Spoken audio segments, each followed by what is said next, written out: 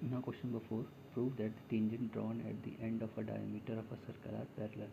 क्या बोला अगर सर्कल के एंड्स में डायमीटर के जो उसके एंड है, एक लेफ्ट एंड और राइट एंड, उसमें अगर हम दो टेंजेंट ड्रॉ करेंगे तो वो दोनों टेंजेंट क्या होनी चाहिए, पैरेलल, मीन्स इंटरसेक्ट नहीं करनी चाहिए। ठीक है, तो एक सर्कल है हमें गिवन, जिसका सेंटर ओ है और उसका डायमीटर क्या है, सी ई। सर्कल के डायमीटर क्या है, सी ई। जो डायमीटर है उसके जो ये वाला एंड डायमीटर का, इस पर एक टेंजेंट बनी है ए बी, जिसका पॉइंट ऑफ कॉन्टैक्ट क्या है सर्कल के साथ सी। फिर जो ये वाला राइट एंड है डायमीटर का, इसके साथ कौन टेंजेंट बनी है डी एफ, उसका पॉइंट ऑफ कॉन्टैक्ट क्या है सर्कल के साथ ई। ठीक है, ठीक है। अब हमें पता है कि सेंटर से जो रेडियस होता है वो टेंजेंट में पॉइंट ऑफ कॉन्टैक्ट में क्या होता है, परपेंडिकुलर। तो जो ओ सी होगा वो क्या होगा, इस टेंजेंट ए बी के ऊपर परपेंडिकुलर। वैसे ही जो ओ ई रेडियस है वो भी क्या होगा, टेंजेंट के साथ पॉइंट ऑफ कॉन्टैक्ट में परपेंडिकुलर। तो ओ सी भी क्या होगा, परपेंडिकुलर किसके ऊपर, टेंजेंट डी एफ के ऊपर। ठीक है, और परपेंडिकुलर का मतलब जो रेडियस होगा वो टेंजेंट के पॉइंट ऑफ कॉन्टैक्ट में कितने का एंगल बनाएगा, 90 का। तो जो ओ ई एफ होगा वो 90 होगा, जो ओ ई डी होगा वो भी 90 होगा, जो ओ सी बी होगा वो भी 90 होगा, जो ओ सी ए वो भी कितने डिग्री का होगा, 90 का। ठीक है, तो C E is a diameter of a circle centre O. C E क्या है, डायमीटर है सर्कल का जिसका सेंटर ओ है। और ओ सी क्या है, परपेंडिकुलर ए बी के। ओ सी क्या है, परपेंडिकुलर ए बी। हमें पता है कि भाई रेडियस क्या होता है टेंजेंट के, टेंजेंट पे पॉइंट ऑफ कॉन्टैक्ट पे क्या होता है, परपेंडिकुलर। वैसे ही ओ ई क्या है, रेडियस, वो भी टेंजेंट पे क्या होगा, पॉइंट ऑफ कॉन्टैक्ट पे परपेंडिकुलर। तो O C is perpendicular to A B and O E is perpendicular to D F. ठीक है, परपेंडिकुलर में जो एंगल बनेंगे वो भी क्या होंगे, 90। तो angle O C A 90, angle O C B 90, angle O E D 90, angle O E F 90। ठीक है, ओ सी ए भी 90 होगा, ओ सी बी भी 90 होगा, ओ ई एफ भी 90 होगा, ओ ई डी भी क्या होगा, 90 होगा। ठीक है, अब इतने पार्ट को देखो, सर्कल मैंने यहाँ से रिमूव कर दिया। ठीक है, अब देखो ये 90, ये भी 90, तब एंगल ओ सी बी 90 और एंगल ओ ई डी 90, ये क्या हो गया, ऑल्टरनेट। जेड शेप में जितने भी एंगल बनते हैं वो क्या होते हैं, ऑल्टरनेट। तो ये वाला एंगल इसके बराबर हो गया, तो O C B is equal to O E D. ठीक है, O C B is equal to O E D equal to 90। क्यों, ऑल्टरनेट एंगल जेड वाले फॉर्म, जो भी जेड की शेप में होते हैं वो एंगल क्या होते हैं, ऑल्टरनेट। वैसे O C O, sorry A C O is equal to O E F. अब ये भी क्या है, जेड है, जेड की शेप में ऑल्टरनेट एंगल है ये भी। तो ए सी ओ और ओ ई एफ भी क्या होंगे, 90। तो O C A is equal to O E F equal to 90, ये भी क्या, ऑल्टरनेट इंटीरियर एंगल्स। ठीक है, और ऑल्टरनेट इंटीरियर एंगल्स तभी फॉर्म होते हैं जब दो लाइन पैरेलल होती है और थर्ड लाइन उसे इंटरसेक्ट करती है, और थर्ड लाइन क्या होती है, ट्रांसवर्सल। ठीक है, ऑल्टरनेट एंगल का फॉर्मेशन तभी होता है जब दो लाइन पैरेलल हो और तीसरी लाइन मीन्स ट्रांसवर्सल उनको इंटरसेक्ट करती हो, तभी ऑल्टरनेट एंगल क्या होते हैं, फॉर्म होते हैं। इसका मतलब जो लाइन ए बी है और जो डी सी ये क्या रही होगी, पैरेलल, तभी इस ट्रांसवर्सल लाइन ने जो डायमीटर है, ट्रांसवर्सल काम कौन कर रहा है, डायमीटर, इसने इन दोनों लाइन को क्या करा, इंटरसेक्ट, तभी ये दो एंगल ऑल्टरनेट एंगल का फॉर्मेशन हुआ है। मीन्स अगर ऑल्टरनेट एंगल का फॉर्मेशन हो रहा है मीन्स वो दो लाइन क्या रही होगी, पैरेलल। ठीक है, alternate angles are equal, therefore line AB and DF are parallel। ठीक है, because alternate angles are formed only when two lines are parallel and third line intersect them, and the third line is known as transversal।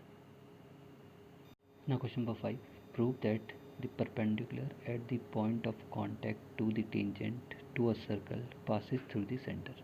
क्या बोल रहे हैं, आपको prove करना है जो परपेंडिकुलर होगा पॉइंट ऑफ कांटेक्ट में टेंजेंट के साथ, वो किसका, सर्कल का, जो भी परपेंडिकुलर होगा पॉइंट ऑफ कांटेक्ट टेंजेंट और सर्कल के साथ, वो कहाँ से पास होनी चाहिए, सर्कल के सेंटर से पास होना चाहिए। ठीक है, जो भी पॉइंट ऑफ कांटेक्ट होगा टेंजेंट और सर्कल का, वो कहाँ से पास होना चाहिए, सेंटर से, सर्कल के सेंटर से। ठीक है, तो देखो कैसे प्रूव करेंगे। Let us consider circle with centre हो, हमने एक सर्कल माना ये।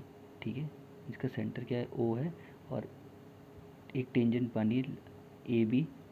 ठीक है, जो सर्कल को टच कर रही है किस पॉइंट पे, पी पे। तो इस सर्कल का जिसका सेंटर ओ है और जिसको टेंजेंट टच कर रही है ए बी, किस पॉइंट पे, पी पे, तो उसका पॉइंट ऑफ कांटेक्ट क्या हो गया, ये पॉइंट पी। जहाँ पे सर्कल टच करती है टेंजेंट को वो उसका पॉइंट ऑफ कांटेक्ट रहता है। तो सर्कल को ये टेंजेंट कहाँ टच करती है, पी पे, तो ये इसका क्या हो गया, पॉइंट ऑफ कांटेक्ट। ठीक है,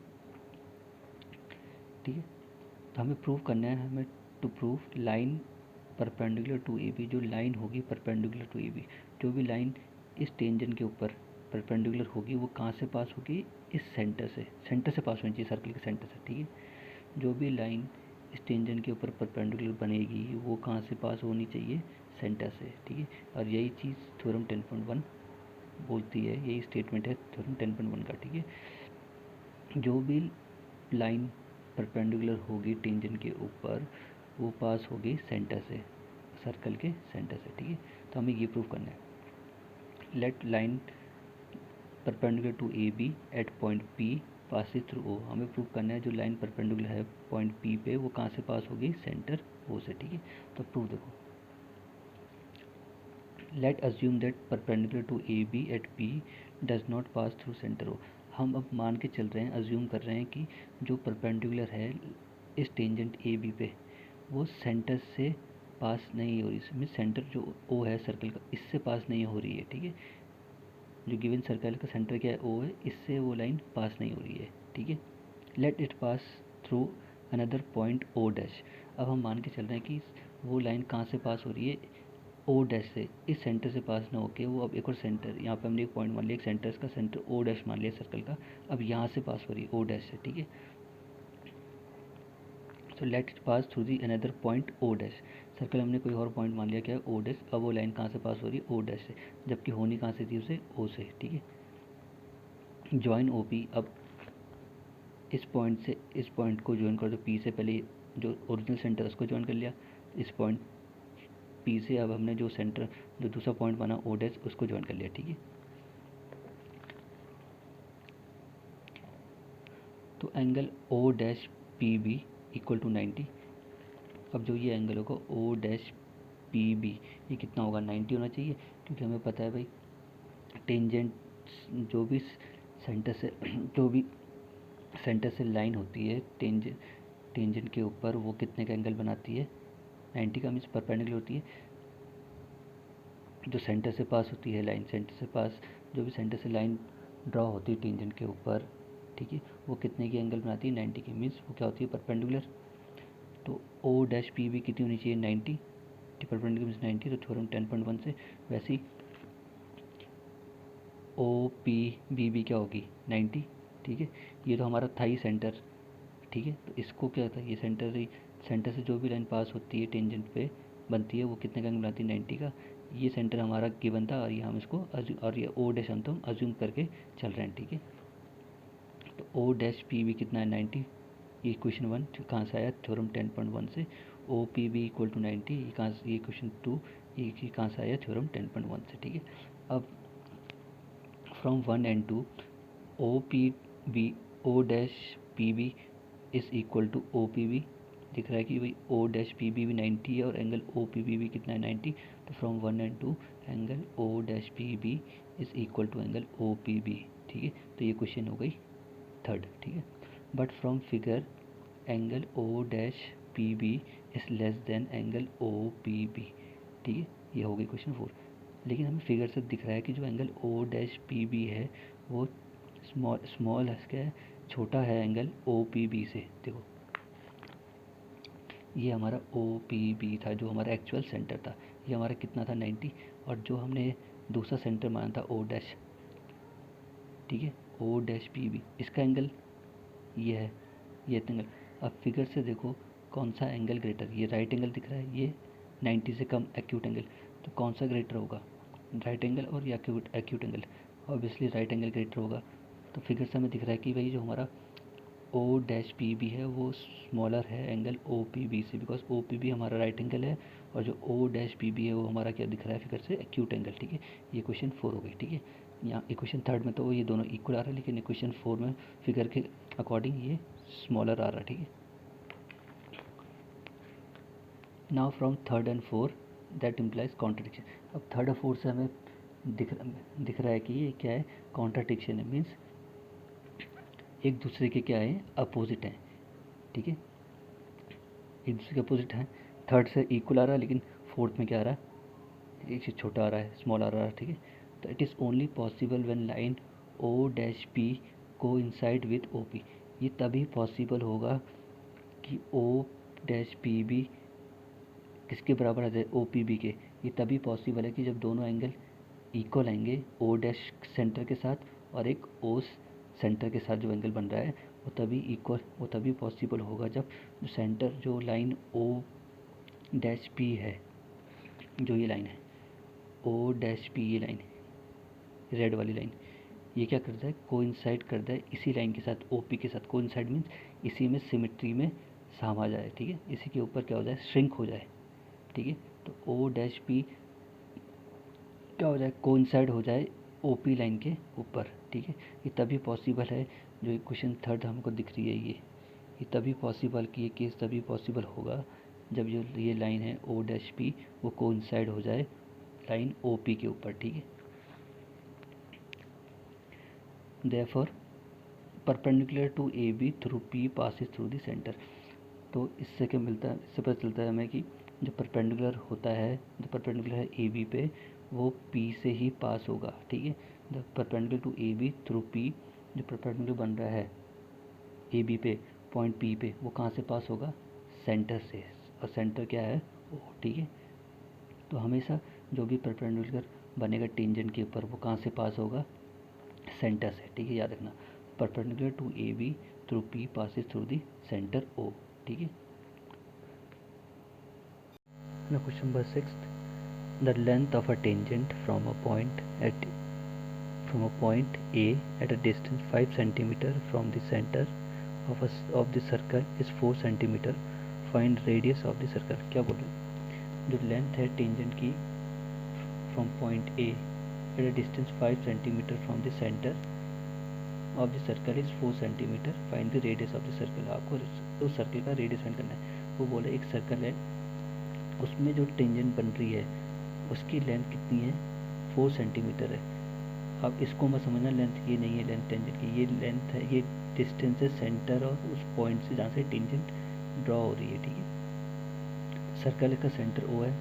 अब एक्सटर्नल पॉइंट क्या ए, इस पॉइंट से और इस सेंटर का जो डिस्टेंस है वो है 5 सेंटीमीटर, ठीक है। The length of a tangent from a point at A at a distance 5 centimetre from the centre. अब ए का जो डिस्टेंस है सेंटर से वो कितना है, 5 सेंटीमीटर, ठीक है। और जो लेंथ है टेंजेंट की वो कितनी है, 4 सेंटीमीटर, ठीक है। और ये टेंजेंट ए बी इस सर्कल को कहाँ टच कर रही है, बी पे, तो बी क्या हो गया इसका, पॉइंट ऑफ कॉन्टैक्ट, ठीक है। तो आपको ओ बी का लेंथ निकालनी, ओ बी क्या हमारा रेडियस, ठीक है। तो देखो O B is perpendicular to A B, O B क्या है, परपेंडिकुलर ए बी के हमें पता है थ्योरम 10.1 से, radius is perpendicular to the tangent at point of contact. जो रेडियस होता है वो परपेंडिकुलर होता है टेंजेंट पे, कहाँ पे, पॉइंट ऑफ कॉन्टैक्ट पे। तो ओ बी क्या हो जाएगा, परपेंडिकुलर किसके, ए बी के। इसका मीन जो एंगल ओ बी ए होगा वो कितने का होगा, 90 डिग्री का, ठीक है। तो angle O B A equal to 90 degree. अभी 90 डिग्री आएगा तो ये ट्राइंगल ओ बी ए क्या है, राइट एंगल ट्राइंगल। इसमें क्या अप्लाई करेंगे, पाइथागोरस।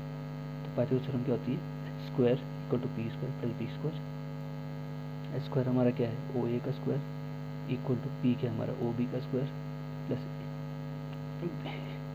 ए बी क्या हमारा, बेस क्या हमारा, ए बी का स्क्वायर।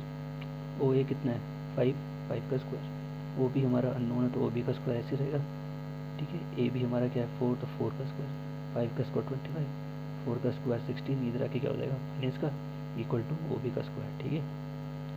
25 माइनस 16 कितना देगा, 9। तो O B square equal to 9, square हटाएंगे तो अंदर रूट में आएगा, और 9 किसका स्क्वायर रूट होता है, 3 का। तो ओ बी कितना आ गया आपका, 3, ठीक है।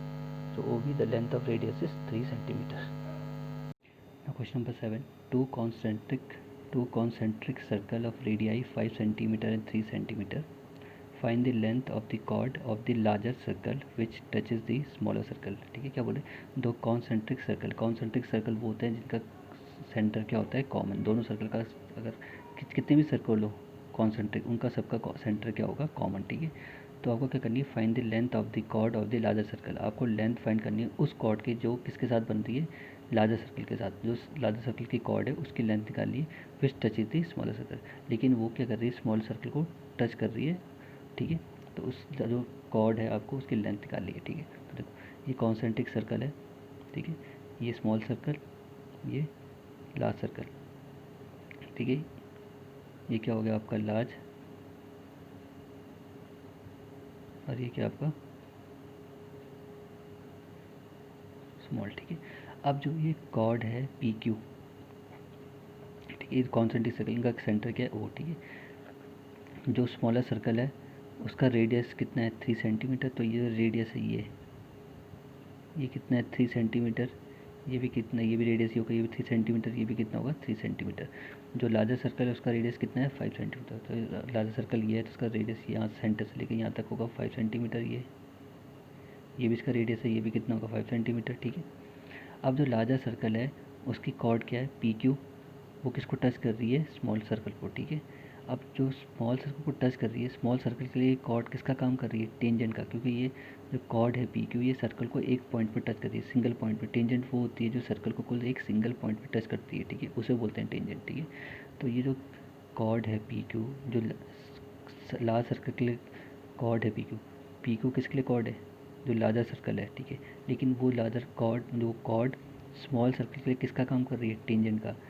P Q is chord for larger circle but is acting as a tangent for smaller circle. Small circle के लिए ये क्या कर रही है, टेंजेंट बनी है।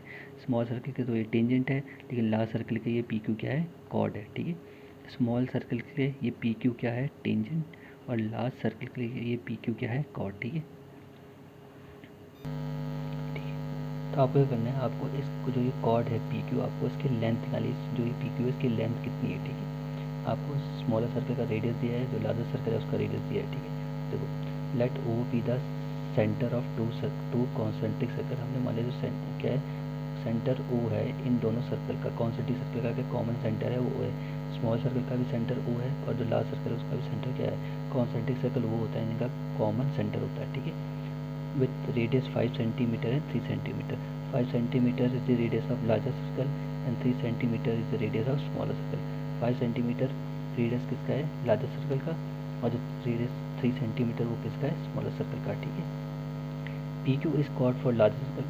पी क्यू किसके लिए कॉर्ड है, लार्जर सर्कल के लिए, but it is a tangent for smaller circle, ठीक है। P Q is chord for larger circle and tangent for smaller circle, ठीक है।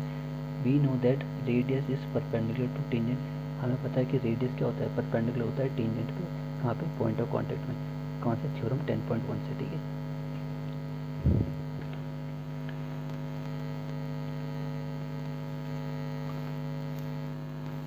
ठीक है, ये कहाँ से आया,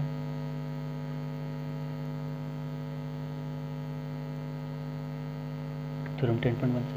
तो ओ ए क्या हो जाएगा, जो ये है लाइन, ये ओ ए, ये क्या हो जाएगी, परपेंडिकुलर हो जाएगी किस पे, इस टेंजेंट पे, पी क्यू पे, ठीक है। स्मॉल सर्कल के लिए तो ये पी क्यू क्या कर रही है, टेंजेंट का काम, और सेंटर से हमें पता है रेडियस क्या होता है, परपेंडिकुलर होता है टेंजेंट के ऊपर। So A O A is perpendicular to P Q, ठीक है। अब इन ट्राइंगल पी ओ ए, अब इस ट्राइंगल में पी ओ ए, ठीक है, ये 90, तो ये क्या हो जाएगा, राइट एंगल ट्राइंगल। तो पी ओ ए, अब देखो इसमें ये वो सर्कल हटा दिया मैं, तो पी ओ ए, ठीक है। ये रेडियस था स्मॉलर सर्कल का, ये रेडियस था लार्जर सर्कल का, ठीक है, राइट एंगल ट्रायंगल है। पाइथागोरस थ्योरम लगा के हम क्या निकाल देंगे, पी ए की वैल्यू, ठीक है। अब हमें पता है कि पाइथागोरस थ्योरम क्या होती है, H square equal to P square plus B square, ठीक है। एच स्क्वायर हमारा क्या है, ओ पी, ठीक है। परपेंडिकुलर हमारा क्या है, ओ ए, और बेस क्या है हमारा, पी ए, ठीक है। ओ पी हमें गिवन है 5, तो 5 का स्क्वायर। ओ ए हमें पता है स्मॉल सर्कल का रेडियस कितना है, 3 सेंटीमीटर। ओ पी तो लार्ज सर्कल का रेडियस था, ठीक है, प्लस पी ए हमारे लिए अननोन है, तो पी ए का स्क्वायर पी ए रहेगा। 5 का स्क्वायर कितना होता है 25, 3 का स्क्वायर 9, वो 9 रख के क्या हो जाएगा 25 से माइनस कितना देगा 16, तो पी ए स्क्वायर कितना आ गया 16, ठीक है। तो अब सॉरी पी ए स्क्वायर आया 16, तो पी ए कितना आएगा 4, ठीक है। ये तो इसकी वैल्यू आई, ये कुल ये आया आपका 4। कॉर्ड तो हमारी पी क्यू पूरी है, हमें तो लेंथ इसकी निकालनी है, ये कैसे निकल जाएगी, ठीक है। अब क्लास 9 में हमने पढ़ा था कि जो भी सेंटर से रेडियस होता है, जो सेंटर से रेडियस होता है वो कॉर्ड को क्या करता है, बाइसेक्ट करता है। 9th क्लास में हमने पढ़ा था सेंटर से रेडियस, जो भी रेडियस बनता है सेंटर से वो कॉर्ड के ऊपर वो कॉर्ड को बाइसेक्ट करता है, ठीक है। Perpendicular drawn from the centre bisect the chord, जो भी परपेंडिकुलर ड्रॉन होता है कॉर्ड के ऊपर, ठीक है, वो क्या करता है, कॉर्ड को बाइसेक्ट करता है। Perpendicular from the centre, centre से जो भी परपेंडिकुलर बनेगा कॉर्ड के ऊपर वो कॉर्ड को क्या करेगा, बाइसेक्ट। ये क्लास 9th में सर्कल चैप्टर में थी ये प्रॉपर्टी की, जो भी परपेंडिकुलर ड्रॉ होगा सेंटर से कॉर्ड के ऊपर वो क्या करेगा, कॉर्ड को बाइसेक्ट करेगा। इसका मतलब सेंटर से ये परपेंडिकुलर ड्रॉ हुआ इस कॉर्ड के ऊपर, PQ के ऊपर, तो इसने इस सेंटर ने क्या करा, इस कॉर्ड को बाइसेक्ट कर दिया। बाइसेक्ट का मतलब कि वो उस जिसके ऊपर बाइसेक्ट करेगा उसको 2 इक्वल पार्ट्स में डिवाइड करेगा, ठीक है। तो एक पार्ट इक्वल पार्ट ये है और एक इक्वल पार्ट ये। अगर ये 4 है तो ये भी कितना होगा, 4। तो हमें तो लेंथ निकालनी है PQ की, तो PQ क्या होगा, ट्वाइस ऑफ PA। भाई PA का दुगना कर दो तो लेंथ किसकी आ जाएगी, PQ की। तो PQ कितना है हमारा, PQ की लेंथ कैसे निकलेगी, ट्वाइस कर देंगे हम PA का तो हमें लेंथ मिल जाएगी PQ की। तो PQ इक्वल टू ट्वाइस, और PA की लेंथ हमने कितनी निकाली, 4, तो 2 4 8। तो जो PQ की लेंथ है कॉर्ड की वो कितनी है, 8 सेंटीमीटर।